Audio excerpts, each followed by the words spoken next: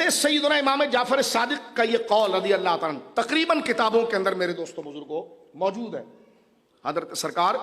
امام جعفر صادق رضی اللہ تعالیٰ عنہ کا یہ قول تقریباً کتابوں کے اندر یہ موجود ہے کہ میں اپنے باپ علی سے ایک نسبت رکھتا ہوں اور اپنے نانا ابو بکر سے دو نسبتیں رکھتا ہوں، اور ایک قول یہ بھی ہے کہ قیامت کے دن مجھے اپنے باپ علی کے نام سے ایک دفعہ پکارا جائے گا، کیونکہ آپ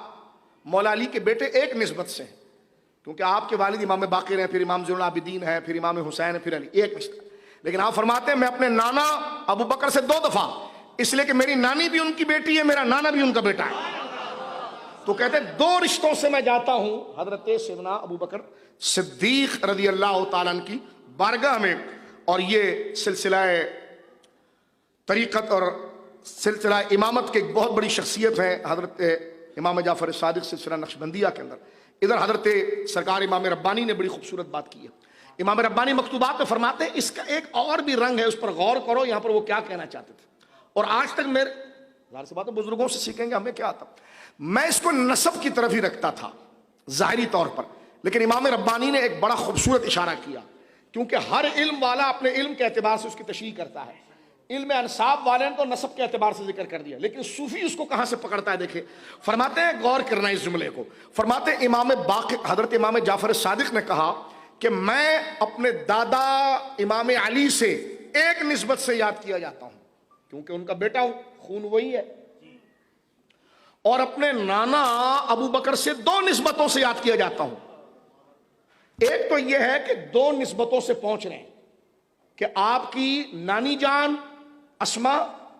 اور آپ کے نانا جان قاسم، یہ دونوں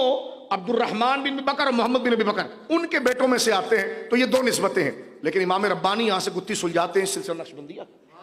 اور فرماتے ہیں یہاں طریقت کی بات ہو رہی ہے،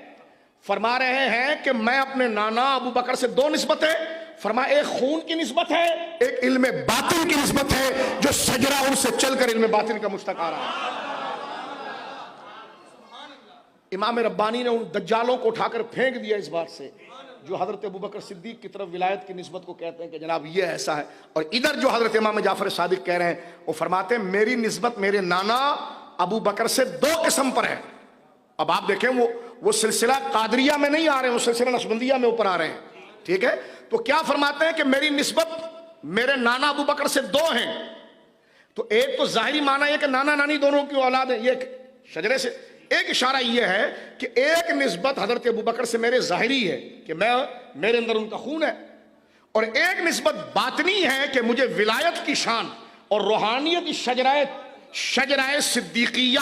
کیونکہ سلسلہ نقشبندیہ کا پہلا نام صدیقیہ تھا، سب سے پہلا نام، تو فرمایا سلسلہ صدیقیہ کا فیض بھی مجھے میرے نانا سے مل رہا ہے، تو لہذا میں ابو بکر صدیق کا ظاہر میں بھی جانشین ہوں اور ولایت میں بھی جانشین ہوں۔